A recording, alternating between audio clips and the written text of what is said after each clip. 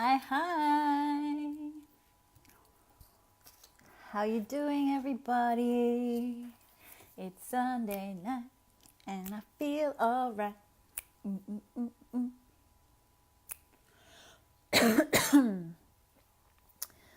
Hello, I see an I. Please make sure you say hello when you jump on. Just waiting. There she is. Bringing you on, girlfriend. Hello. Hi. How are you? I'm great, thank you. How are you? Happy Sunday. Yes, you too. Is your days just beginning? Pretty much. It's Yeah. 11 a.m., so it's not so early. Yeah. Awesome. Awesome. All right. How are you? How are you? Have you had I'm a good... super. I'm super, and I'm so excited to be here. Yeah, me too. I've been hanging out for this conversation. I love language. I find it so fascinating and curious, and I just love exploring it. So this has been one that I've been super excited about. Good. I can't wait to get into it. Yeah, for sure. All right, so I'll just quickly say hello to everyone. If you are jumping on, please make sure that you jump in and say hello in the comments. Tell us one thing you're grateful for today. And if you are catching the replay, it's hashtag replay in the comments. For those of you who don't know, my name is Nikki and I am a love coach. So I work with women who are looking to fall in love, but are still needing to do the work on themselves to clear the blocks that are preventing them from attracting in the love that they desire. And this is the beautiful Anne-Marie. And for those of you who don't know you, I would love for you to just share a little bit about yourself so that everyone can get to know you a bit better. Thank you. Hi, everyone. For those who don't know me, my name is Anne-marie Griffin, and I change this all the time, but pretty much I'm a transformational life and leadership coach, and I support people to empower themselves. I work across both corporate businesses and in the personal development world, and I kind of marry the two things together. And that's why, especially today, the conversation around language and communication is so powerful because it works across all of our lives. And it's one of the areas that I love to focus on most. So I work as a one-to-one coach with people. I do programs, and I also work within corporate businesses and do talks all around the world. Amazing. So how long have you been doing this? So this has been a kind of an emergence of me, of what I do. I worked in the corporate world for quite a long time in leadership and leadership development. And about 3 years ago, I actually left the corporate world due to burnout. And that's when I really embarked in the personal development side of coaching. I had been a coach in that world, and then I took that into that more personal development world. As I did that work on myself and I saw the power it could have, I then worked over the last kind of few years to really join the two and look at how important personal development is within the working world as well. So over the last 3 years, it's been coming. Amazing. And I definitely think that that's huge. Like the corporate world definitely needs that balance, hey, of that personal development and that awareness, because it can be such a masculine environment, very like, I don't know, I've done corporate a few times in my time, and every time I've just gone, I can't do this. Like I just could not be in that space because it's so, I don't know, what is it? Is it just structured hustle. yeah, really And masculine. masculine, and we're not even talking about male, but it's the masculine sense of do, create, and Go, logic, go, go, reasoning, go. Yeah. go. And then there's not much room for that beautiful feminine flow in a lot of the corporate industries. But it's changing, it's coming, and I can see it Yes. emerging. So it's exciting. Yeah, and awesome to be such a big part of that as well. Like you doing that work in there. That's awesome. All right, so I'm just going to say hello to a couple of people. So I've got, hi Lisa, hi Christina, hi Yvonne, hi Anne. Christina, I'm grateful for my beautiful grandchildren, born and unborn. Amazing. Yes, beautiful. Cool. All right, so let's get stuck into this language. Oh, man. So I've done a little bit of playing with this, and I love how, hi Amy, how you going, hon? I love how even like the smallest little shifts in words that you use can make such a massive difference. And what I mean by that is saying things like I get to instead of I have to, and how it shifts from choice to obligation. And I just find that even that, like those tiny little shifts that you can start creating and making just makes such a massive difference. Hey, they're super powerful. And that's where sometimes it's very scary, the idea of I've got to change everything. It's not. It's we shift tiny things and the rest falls into place, and you'll watch and see the world around you change how it responds to you and your being, just by changing tiny words. And it just expands from there. absolutely. So what's your kind of experience with language? Like what got you kind of curious about it and playing with it?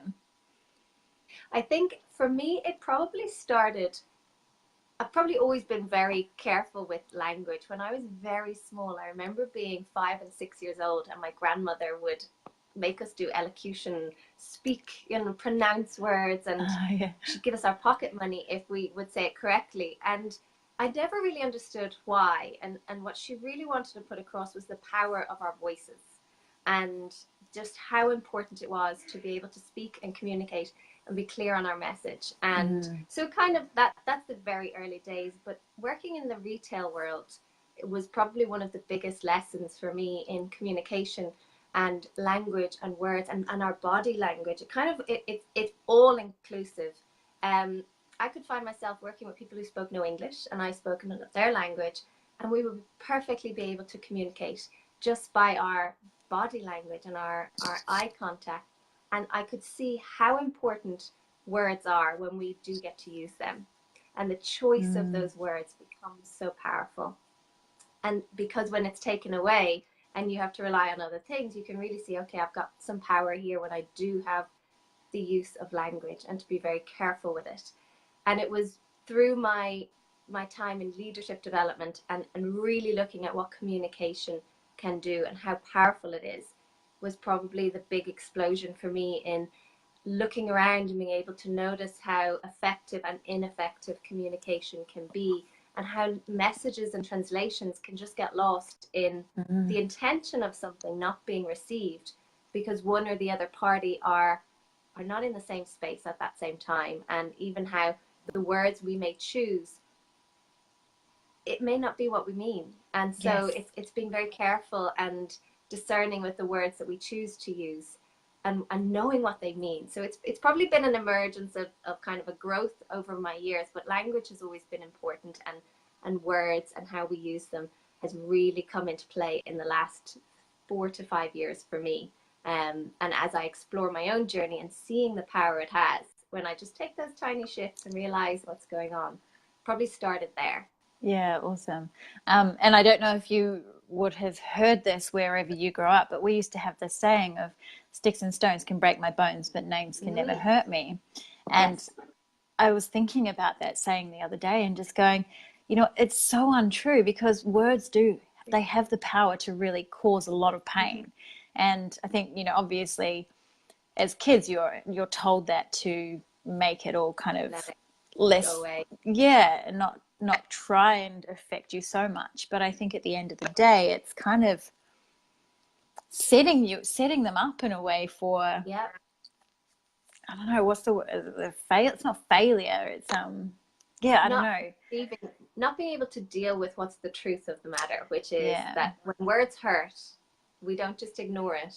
We get to deal with it. And resilience is important. It's part of life that we get to be resilient and not take stuff on that doesn't belong to us. And that lesson is very well intended by parents, but as we grow in the world and we just ignore what's happening rather than finding our way of dealing with it in an effective way, words can bite. And I feel like a lot of words have energy in them. Just as emotions have energy, words have energy. And there's some amazing words that mean a lot of things. And you've got the F word. I don't want to say it on your page, but you've got that word that it can mean so many things. And I find it a very powerful word when used with the right intention. But words can mean so many different things, and with the power, the intention, and the energy that they're shared with, can really shift what they mean. So definitely moving from the actual word itself into the energy and the intention behind it, and what it's sent with, that's powerful. And if an insult to a 5-year-old is sent with vengeance, it's going to be received with that. And so we Absolutely. get to watch what our intentions are with our words as well, and how we speak. And this goes across the board. This goes into the relationships, into our connection with our family, up and down, and in work. The words we use are powerful. And so we get to look at that. Yes, definitely. And it's so true, the intention behind them, because you can, you know, and I think even that's probably more powerful than the word itself, because if you're angry and you're like, you know, just want to say, fuck you. So like Gary and I, my partner, you can say fuck. I'm okay with fuck. My partner and I, like, we'll be joking around and be like, oh, fuck off. And then to say that in a completely different situation where it's coming from anger, it's like, fuck off. It's really so different, isn't it? Yes. Massively. You mentioned something before, that when you were first talking about communication, I just wanted to say something about in a relationship. Oh, it's gone. I think it's gone. No, it'll come back. Yeah. Yeah. So I wanted to touch on because obviously I work with women who are looking for love and relationships, and I really wanted to touch on kind of creating effective communication in relationships, and how that's possible. That's right. So Gary said something to me today, then it was about how I responded to it, because I felt, so he was carrying Griffin, looking after our little boy, while I was feeding Phoenix. And he said something. He said, oh, I'm kind of struggling right now, because he was trying to cook dinner and feed. And his intention was to get me to take Griffin, but I took it as an attack because of the way that he worded it. And we have this conversation as if, like, I'm doing nothing and I can't see that he's, you know, struggling. And I was just like, well, why don't you just say, can you take Griffin? Like, I was just like, you're just saying it the wrong way and it sets me off. And we had this big discussion about it. But yeah, that really noticing how that the way that one person communicates can be so different to the way another. And I'm so, like, I really think about what I say and how I say it to get my message across really clearly, because I got told once, it's like, imagine the way that you're speaking to someone is always like you're speaking to a child. Make sure that, or remember that they're not in your head. They don't know what's going on in there. But yeah, I wanted to ask if you had any tips for, like, kind of moving through that whole kind of dance with your partner in relation to communicating. It's such a good one.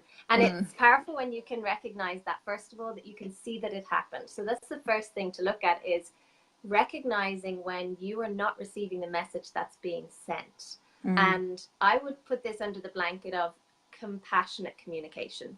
So there's a whole section called nonviolent communication, and the wording in itself makes me go, ooh, nonviolent. Does that mean we're violently communicating? So I just shift that and I call it compassion. And it's looking at what's being said from a compassionate perspective, rather than taking it all on as if it's going to be an attack at all times. And that comes from a sense of ourselves trying to protect ourselves. But if we always look at it from the other person's perspective and say, okay, I'm seeing a behavior here, and all behaviors are driven by feelings, and all feelings are driven by needs. And if there's a need not being met, it's driving the feeling, which is driving the behavior or the thing that's being said. So for one moment, I can just stop and take a second and say, they may not be using the word that works for me in this moment, but let me not make this about me for this one moment, because it may be about me and it may be an argument. Let me just check in from all angles and see what could be going on for that person. Because in this moment, they may not have the space to compute how to say that if they are struggling. So compassion and coming from their perspective, seeing it through their eyes and what they may intend. And this one is really interesting when we see conversations happening by text. Things get misconstrued all the time because we miss tone and we miss the face-to-face. And so when we have the availability to do that, we can check in, like check in, what's going on for this person right now? Am I being attacked? And if I am, I'm going to move out of the way and make it not about me. I also think a lot of that has to do with where you're at and your mood and your state of being. Like, if you're in a shit mood, then you read something and you that may not be meant shit at all, and you just take it the wrong way. And here's where I talk about kind of lenses, and we all put, you know, when you go to the opticians and they put the different lenses to see, you get checked on, they put these little lenses, I don't know if they still do it, but they put a little lens over and they say, can you see this? And they put one on this eye and they change the view.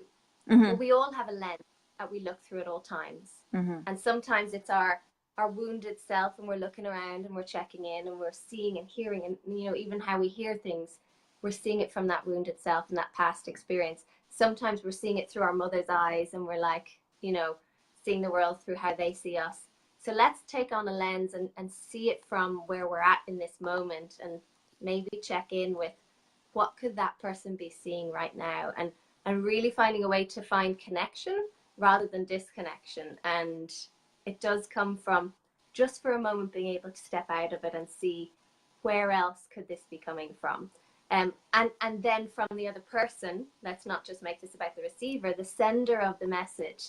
It's about clarity and really being clear on what you need in that moment, because there was a need. If I can use your example, there was a need, which was I need support with our child so that I can make this happen effectively. So with that, instead of asking for what was needed, there was a lack of need being communicated. So I'm struggling rather than I need your help. So I'm going to tell you what's wrong. What's wrong?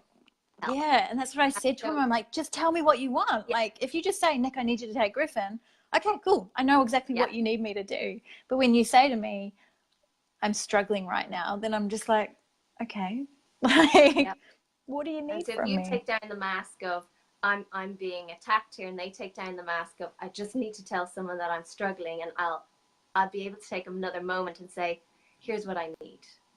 Or we can say, I hear you. What do you need? Yeah. You know, and we can, sometimes people are not going to use the words that work for us. And we get to know that and say, okay, and I hear it and I receive it and I feel you. What is needed in this moment? Yeah. And there's times like this isn't. Passion. Yeah, absolutely. And there's, you know, there's times this isn't the first time that this has happened. And there's other times where it'll be the similar kind of thing. And I'll be like, okay, cool. When I'm not like stressing out or something going on, but those times where there's kind of, you're not quite in the right headspace or something else is going on for you, and that you hear that and you're just like, like, just communicate with me effectively. It's usually at the most intense, heightened times that you need effective communication that it doesn't happen. And that's because our brains get frazzled and we're in autopilot.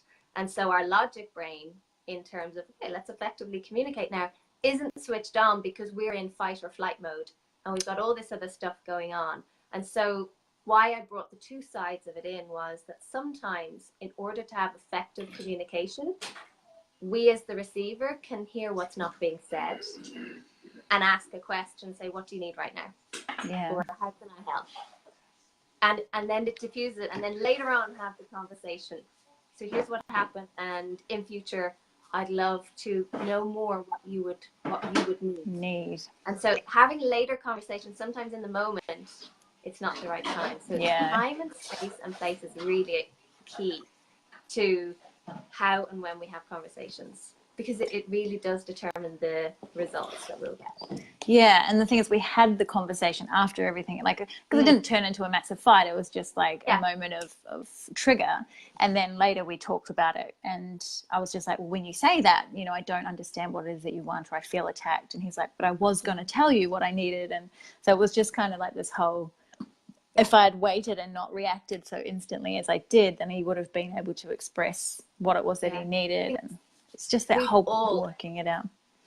Yeah, we all have been there, and I'm even still there. And I'm like, I'm not sure if you'll mind me saying this, but I once said to my partner, you know, just let me know if ever you feel like I'm draining your energy. You know, being in the personal development world, as you know, you're always checking in. Yeah. So, no, you're not a, you know, an emotional vampire, but you're a verbal terrorist. Because I'm always checking in. I'm always asking questions. So even when you're really effective at it, sometimes it's too much, and you just need to the power of saying nothing sometimes is important. Yes. You know, when we speak, we're saying something that we already know. So make sure that our voice is more powerful than our silence, and knowing that when we ask a question, actually we'll learn something new. So questions are key. Just not all the time, as I've learned. Yeah. Yeah. Don't go too deep. Yeah. Cool. So in regards to like the words that we use and the way that we're saying them, what are some, like, so I mentioned like the get and the have to. So is there actually a science behind that and why it actually shifts that kind of feeling? Hi, Tanya. Sorry, I'm just going to say hi, Tanya. Hi, Karen. Hi, Daiga. Hi, Nikki. Hi, Krista. Oh, so many amazing beauties on here. Yeah, is there like an actual science behind it? There is. And it's kind of where we see science and physiology mixed together, and self-belief and mindset, and why it's so powerful that we can bring all this together is our thoughts literally create our actions. So our brains send messages to our muscles to do things. Our brain sends messages to my heart to pump. My brain sends messages to my legs to walk. My brain sends messages to my mouth to speak. And in that, it creates the results. So our actions create results. So therefore, our thoughts create results. But in the mix of all of that is these electrical firing off systems to say, do this actual thing. And then we've got hormones.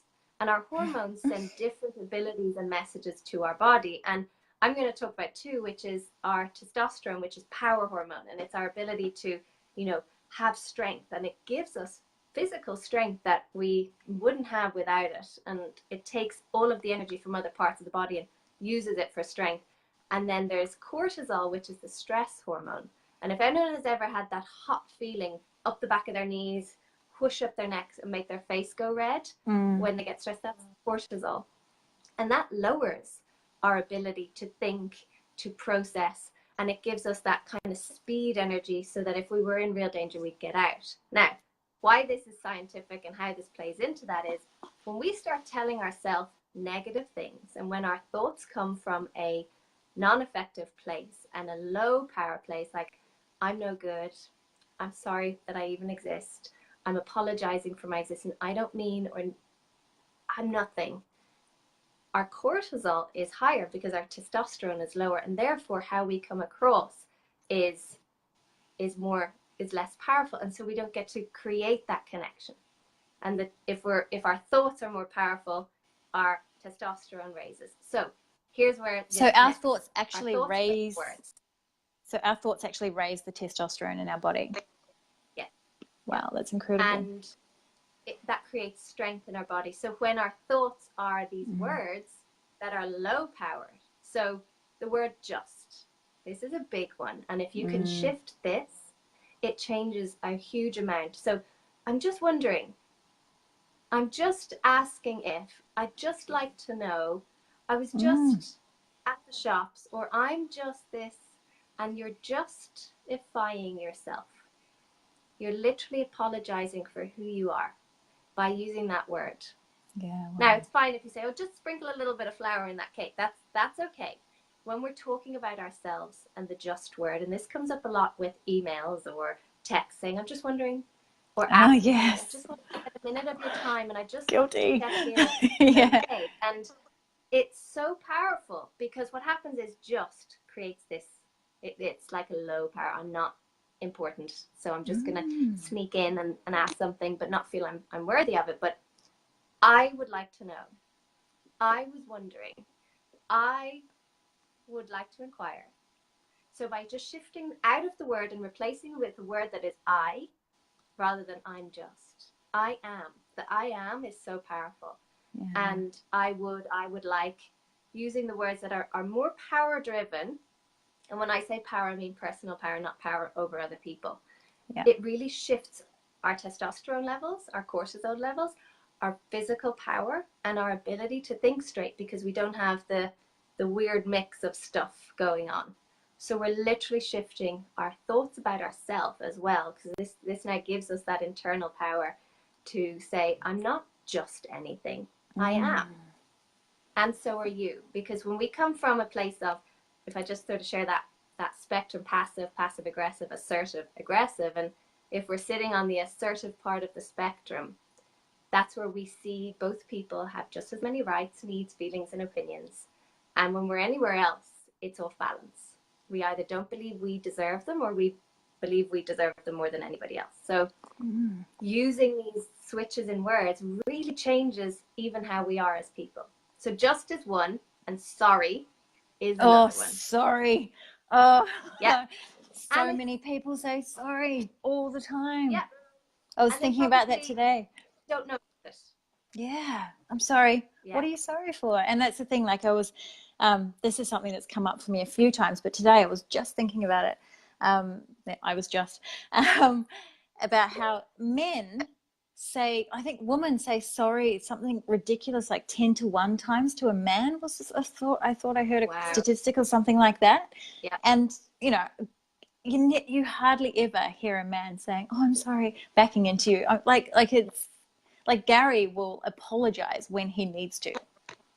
Yes, and that's important. Yeah, but the whole consistent. So remind me of the word "and" if I don't get to it. Yeah. The word "sorry," it's cultural sometimes, and I get that. So in Ireland and in the UK where I live, we will say sorry to say excuse me instead of, you know, you want someone to move out of your way, you say sorry. And it's like, sorry for me wanting to make my way through somewhere. I've been getting off the tube and someone was standing right in front. I said, sorry. And they went, that's okay. I was like, oh, I wasn't apologizing. What I was doing was ineffectively asking you to move out of my way. Yeah. So sorry, especially when you start a sentence with it. Sorry, do you mind if I? Sorry, could I have the time? Sorry, we're apologizing constantly for ourselves. Again, justifying ourselves, lowering ourselves. And this is important because it's not about now walking out into the world and being like, I am the powerful person. I'm going to power over everybody else. It's finding your equal space, because if you're not communicating from an equal space and a place where you believe you deserve to be in equality with other people, then your communication is going to automatically be ineffective. Therefore, the results will be. So sorries, find out what you're really trying to say. Often we use it instead of excuse me, but even that. Excuse who I am, excuse me. So really looking at how the words reflect what we're saying about ourselves. So, hello, I would like the time. Would you like to share that with me? You know, I would like, could you please? So there's ways of just switching the words out instead of apologizing and just watching that language. So what would you say if it's not your fault? Sorry, hon. Yeah, so what would you say, like, if you were trying to get out, because, you know, excuse me, or I'm sorry, like, sorry, can I get past, is such a common thing. So what can you say in place of that? Yeah, so this, because you can't really say, could you get out of my way? No, because they could and they may still not. So it's even down to the details. It's making a request and knowing what the request is.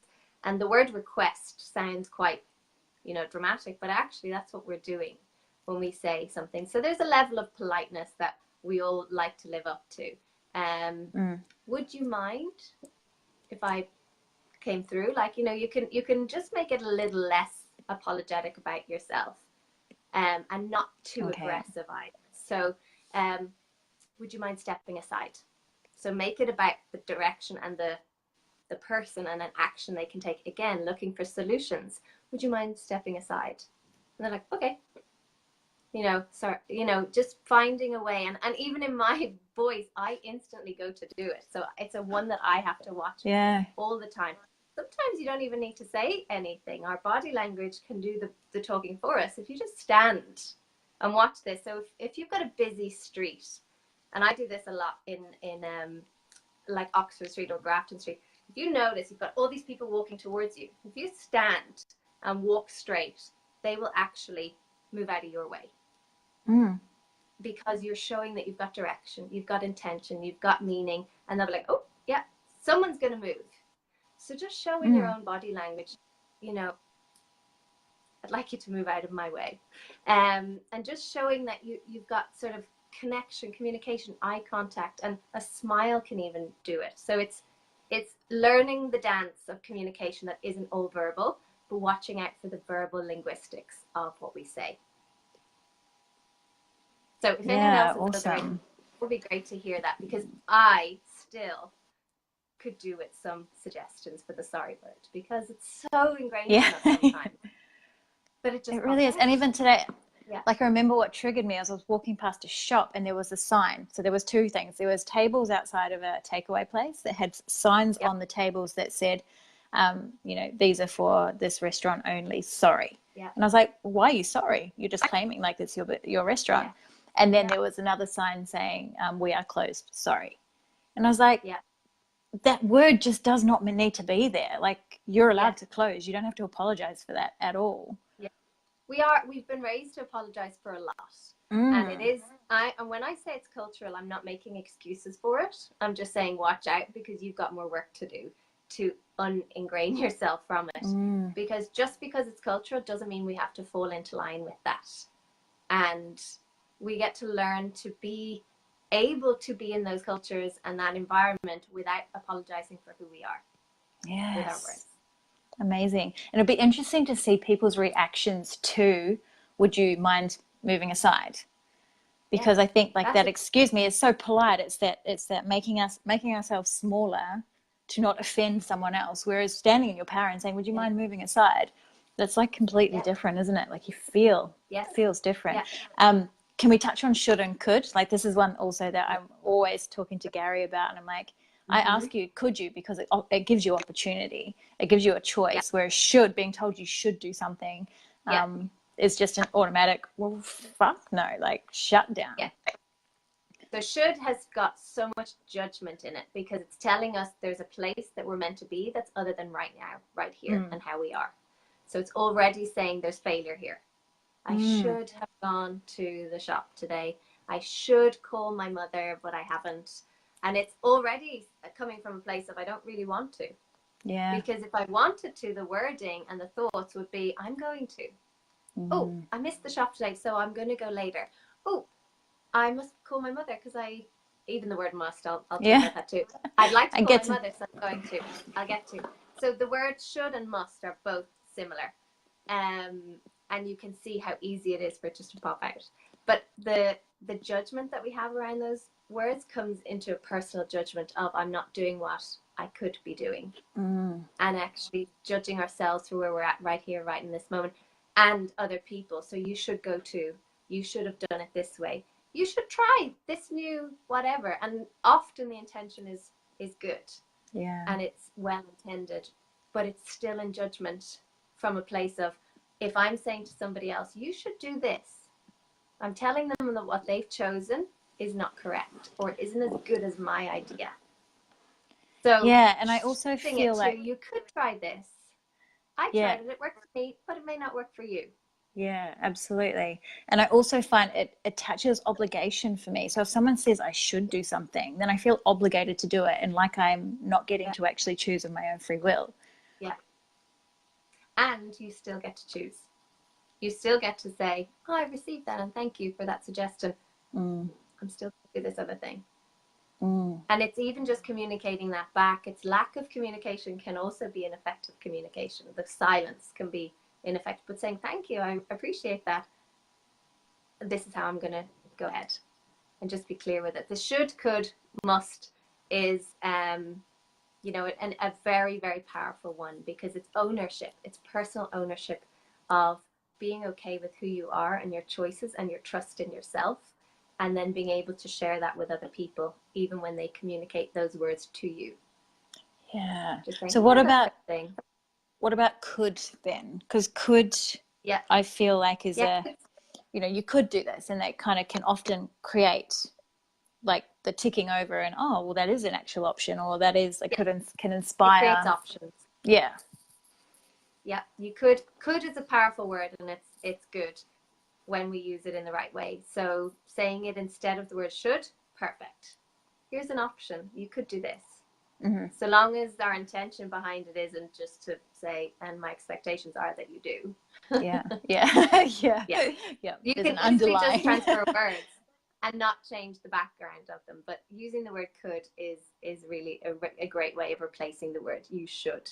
You should do this. Even when we talk to ourselves. So our internal dialogue is as important as what we say out loud. What we speak to and of ourselves is exactly what's fueling the results we see outside of ourselves in relationships, because we've always got this ticking going on. I talk about it like this motherboard at the back, and it's this system's running, and so it affects what actually then is created outside of ourselves. So the should word, if we've got this critic going, you should do this, you should try this, you should have done this is where you should be right now, this is what life should look like, that's critic, and that's you know, something that's running in the background. So we can allow the cheerleader to come in and start using cheerleader language.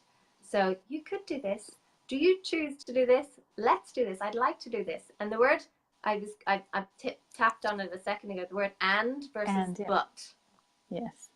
So the word but is like, bam, stop. I'm going to come up with an idea, but here's my excuse.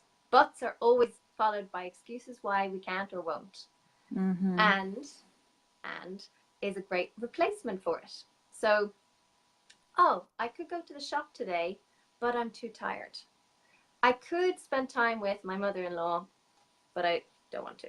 I could, whatever comes in, you could say, I could go to the shop today, and I know I'm tired, so I'll choose to go in the morning. I could spend time with my insert name here, and I'll make space for that on Saturday. I choose to. So it puts it more of a choice in here rather than an excuse. Yeah. And it can be also the reason why you don't do it. I could go to the shop today, and I know I'm too tired and it won't serve me, so I've decided not to. So noticing where we say the word but, if you just instantly replace it with the word and, it's accepting and acknowledging that you have a valid opinion and a feeling, and it's letting go of excuses in their fear-driven state, and it's bringing in that, and I have more to say about this, not just a but, because but is again excuses and self-lowering. And the feeling when you actually say these words is so different in your body. The way it kind of lands in you is so incredibly different. And just that kind of dialogue with yourself, that self-talk that's nurturing and loving, as opposed to self-deprecating and sabotaging. And it's so empowering. It changes our state. It changes our wellness, our well-being. Our body operates better this way. Our mind operates better. Our relationships operate better.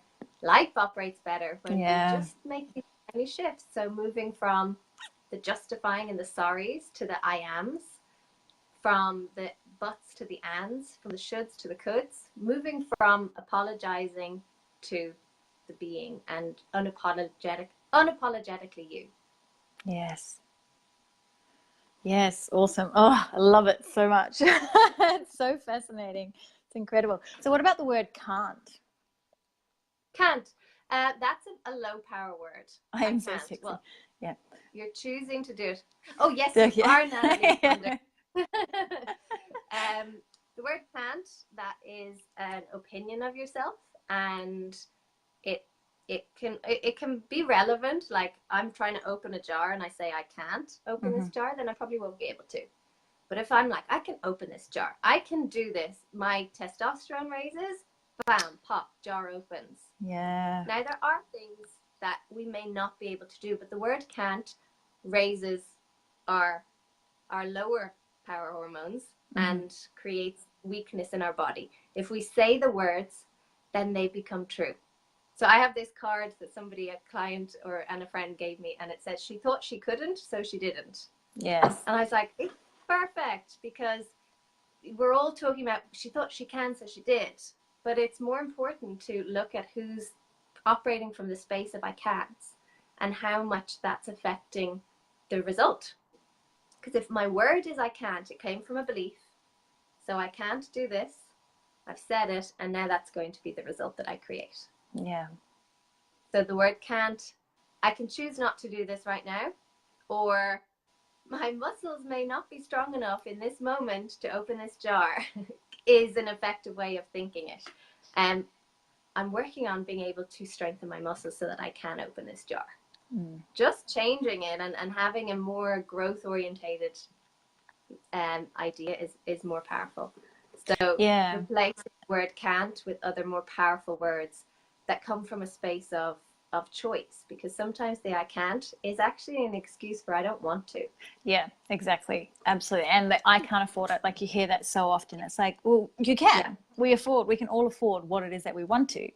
It's about prioritizing and actually really wanting to. And the whole I can't thing, I always switch back to how can I, and asking that question, because that opens it up to, you know, opportunity and problem solving and solution, as opposed to just shutting yourself down and saying, I can't do it. Okay, cool. You can't. Exactly. And it's that growth mindset, that solution orientated mindset. And that's where all these, the choices that we have, if we start thinking about the opportunity rather than the absolute.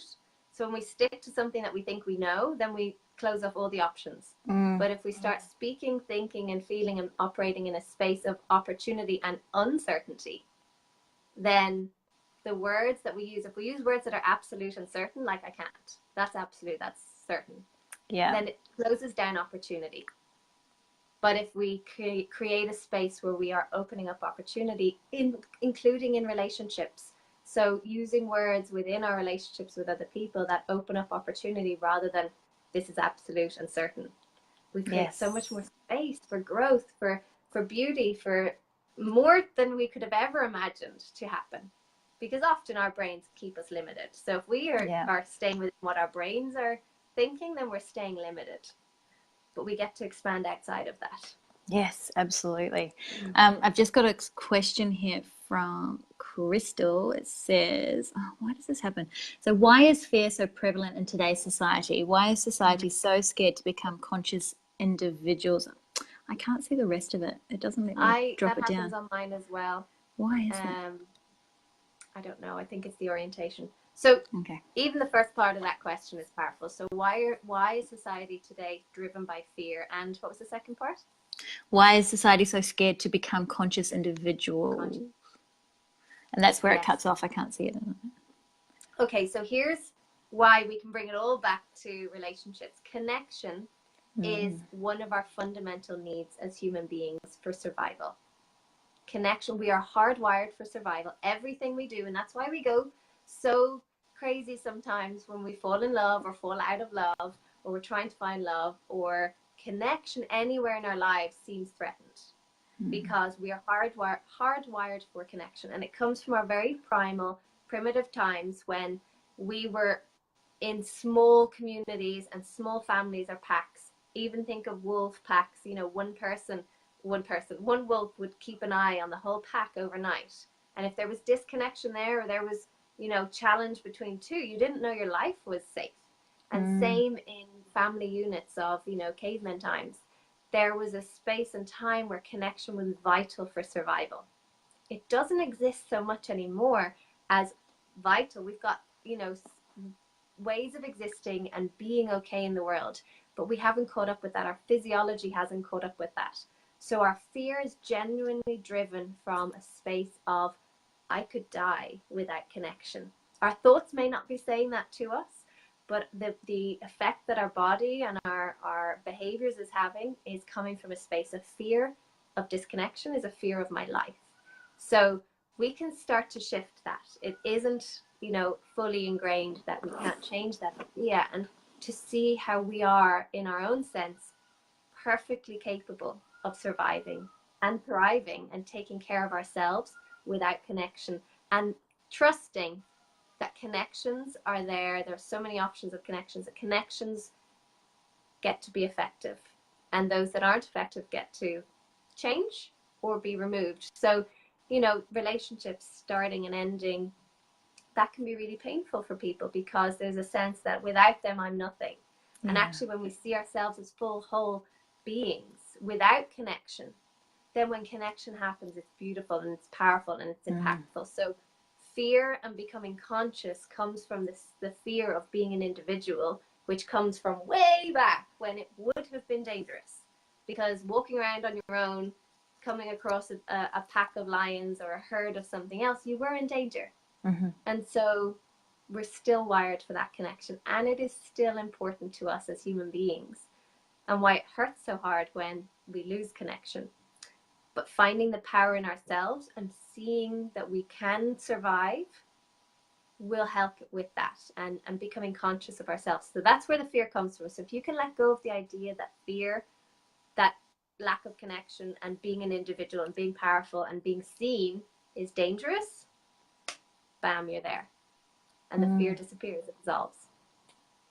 Yes, absolutely. It's amazing. And when you two kind of step into that space, the kind of the freedom and the liberation that you experience from that, of just going, oh, well, this is who I am, and I don't actually need anyone. I am totally okay by myself. Then you can actually attract in, you know, people on the same vibration and really healthy, conscious relationships, because you're okay. This is what I work with my clients, and really getting to that place of being so fucking okay with who you are and being alone, like being by yourself, that you don't need someone, but anything that does come into your life is this added bonus to create, you know, magic. It's just, and it serves a purpose, and we will see the same things showing up until we learn the lesson in that for us.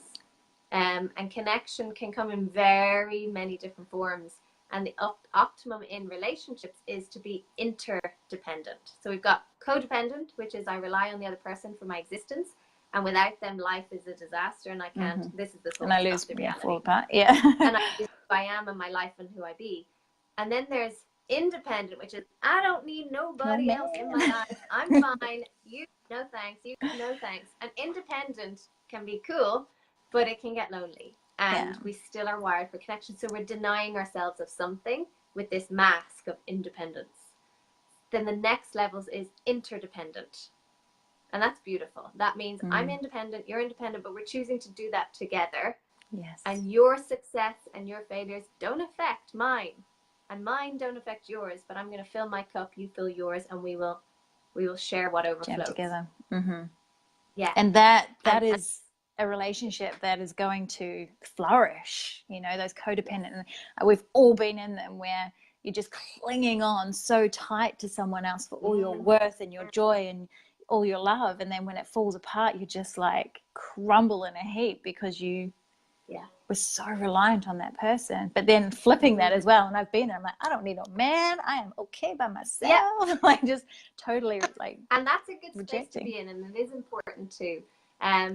But it's really to check in whether you're in a codependent space or not, is look at what the intention behind anything you say is coming from. Is it for your safety and survival at that very primal space?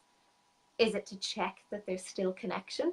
I'm gonna fear that there's no connection. I'm gonna check it's still there. And even saying the word I love you, or the words I love you, I check in on that, and I'm like, am I saying that for their benefit or for mine? Yeah. Am I saying that because I want to hear it back? Am I saying it because I want to hear it back, or am I saying it because by saying it I feel like I'm in a loving relationship? Am I saying it because I want to, you know, there's lots of things. Or am I saying it because I really want them to feel like they're loved? Am I saying it for me, or am I saying it for them? And this comes down to lots of things. You can look at that across loads of different spaces. But if you check in on your intention behind your words, again, that's where we loop back to our very first thing, is what's my intention with these words? Yeah. And is it for me? Is it for them? Is it for joint care? You know, so you can check in on that too. Yeah, awesome. I love that. And I love that whole, it's so important, that intention behind what it is that you're saying. So true. Is that, that's where the power is, in those words that you are speaking, is that intention. Yeah. Cool. So I would love you to just share, we've got a little bit of time left, but I would love you to share any tips that you have for anyone who's wanting to really start delving into shifting their language, be it if they're in a relationship or not, how they can kind of start, any kind of tips that you may have. Okay, so what I would say is watch out for the words, but be kind to yourself. I'd like to share something about change as being this big hole in the street that you're walking down and suddenly you're in it and you're like, oh, I'm in the hole. Now, there was a time you wouldn't have realized you were in the hole. So noticing the progress is really important. So you're in the hole. Okay, now I'm getting out of it. I'll try not to do that again the next time. Next time you're walking along, you see the hole coming, you're like, I don't know how to not go in there. So you end up in the hole, but you're aware you're going into the hole. The next time you'll be skidding towards it and you're like, put on the brakes. You're like, cool, that was awkward, but I managed to not go in. And then finally we get to a space of change where we can walk around and we're instantly just avoiding it. So the same goes when we're changing our language. So just noticing first, where is it coming up for you? Where are you saying the words, I'm sorry, just to find myself. I should be doing this. And don't try and do it all at one time. Just notice. And noticing is the first most powerful move you can make. And then making the shifts and choosing one of them and start integrating that into your language. So using the word I get to instead of I have to or I must or I should, puts choice on it. The word I could, pick one. The word and instead of but, whichever one you feel is coming up for you a lot. And you could check in with somebody who you trust, who would share that feedback with you and say, okay, if there was one area that you notice that I do frequently, what area would that be? And then just choose that one thing. And then it will grow as you notice the changes and you notice how people show up to you. You'll see the power and it will become worth it. And then you can choose another one. But trying to do it all at one time, you'll have yourself in a tizzy. Mm. Yeah, so baby steps. Baby steps, and celebrate the wins. Celebrate being in the hole and knowing you're in the hole. Yeah. Celebrate the skidding awkwardly into the hole, but having tried to prevent it the first time. So even I do it as I'm on this call. I was saying the word must and shifting it. It's our brains work so fast, and it's sometimes to intercept and to give an interruption doesn't happen in the moment, but we can reflect back, and we're just creating new tracks. We're creating new ways of thinking and speaking. So it takes practice, just like it does to learn how to walk or to not fall in holes in the street. Yeah. Awesome. Beautiful. Yeah. And intentive. Yes, beautiful. All right, my love. I feel quite complete with that, so we'll leave it there. So thank you so much for jumping on and sharing your wisdom. I'm so excited for your call. This beautiful goddess is one of my guest speakers in my program, and the girls are really looking forward to having that call with you. But yeah, thank you so much for being here. How can whoever's watching connect with you or follow you, support you? How can we do that? Oh, thank you. I am on Instagram as Anne-marie Griffin, on Facebook, which I should be tagged somewhere here. Get in touch with me there. My website is risewithanmarie.com, and anything that, that's a great way to go and find anything about me. But Instagram, Facebook, Messenger, great way to get in touch. I love hearing from people. There's lots going on at the moment in order to be able to connect with me. So just jump on a message, and if you want to get on a call or a discovery call, just do that too. Exciting stuff coming up. I'm launching my program tomorrow, so yay, awesome, exciting. Yeah. So I'll get you to pop today. Yeah, awesome. I'll get you to pop your handles and everything in the comments as well, so people can find you easily and check you out and connect. Awesome. All right, my love. Beautiful. My pleasure. It's been absolutely lovely. And thank you. Yeah, likewise. Like, it's just so powerful. It's so amazing to be surrounded by such incredible women making massive change. It's awesome. Thank you for having me, and thanks for everyone who's watched. Yes. Thanks, guys. Enjoy the rest of your day. Bye. Bye.